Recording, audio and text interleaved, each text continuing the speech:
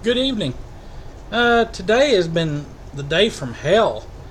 It started out at 4 o'clock this morning. I noticed I had my phone out in the truck and it was connected to Bluetooth to my inside phone, and I noticed it stopped being connected. So I went outside to check. The battery was completely dead. So I popped the hood and put a smart charger on it and figure, I'll go back to sleep. Wake up at 8 o'clock and go out to check, and it's still dead. So I look at the charger and it thinks the battery's a motorcycle battery, and it only charged it up to 7 volts. So that wasn't going to get me anywhere. So I hooked that. Luckily, Dad's 400 feet away, so I called and he came up, lifted the battery out, and we took it up to AutoZone since it's a Duralast Gold. And I had the same issue last year. Goodness, Roscoe. Goodness. Had the same issue last year in the winter. Thank you, Bubba. Thank you, Bubba. They said they couldn't test it without fully charging it. So I was like, I'll get a charger and put on it and just let it set.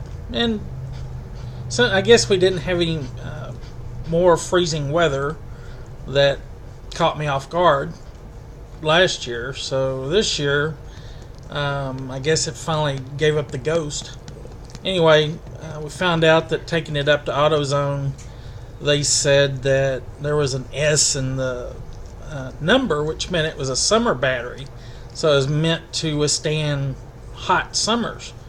But they didn't make it for the opposite. They didn't put it down for winter in Texas. Why they didn't think about it, I don't know. But anyway, long short, turns out I missed the full warranty reimbursement by 1 month. So if the young kid that helped me last year had been knowledgeable on it, I would have had this battery replaced for free. As it was, it cost me $105 for another one, and the 5-year warranty starts all over again. So I should be safe.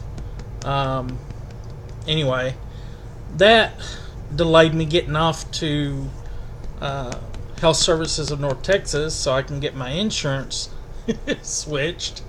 They found a program to cover my health insurance, so I got signed up for that, gave them the billing, and they're supposed to take care of that for me. But I did find out, since I'll have insurance, I can no longer see them for medical care. So there's another doctor I had to go hunt. And then on top of that, I can't get prescription assistance for insulin anymore. It'll have to go through insurance, which means there goes my monthly expenses when I'm not even getting disability yet. And as I commented on yesterday, it's 60 days from December 20th before I can refile a new claim. So at this point, I'm just winging a prayer and hoping what I set aside to pay my parents back for this trailer is enough. I'm hoping at least limp through until disability starts, and then hopefully I'll have enough to pay the trailer off and taxes. Yeah, this is so frustrating. So I've got 3 doctors. I'm waiting on 1 doctor before turning it in to my primary care to do the referrals. And hopefully I can get some appointments set up, get this started. I've got 2 bottles of insulin, actually 2 of each kind, long-acting and short-acting. And that should be enough to get me through to a doctor's appointment, hopefully. Other than that, I'm looking forward to getting some phone calls, feedback from doctors. Oh, if there's anyone out there who's had dealing with American Express, they're trying to collect on business expense from my old former employer that I neglected to do an expense report on. So my former employer left me in the lurch, didn't bother to pay for those, and now American Express is sending me a bill. So I think I'll take it to an attorney. Actually, I'd take it to the one I'm going to talk to on Monday for my disability claim and see what they say. But anyway, that's today. This was a long one and a very bad day. I'm tired. Hopefully I can get to sleep if I can get my brain to stop working.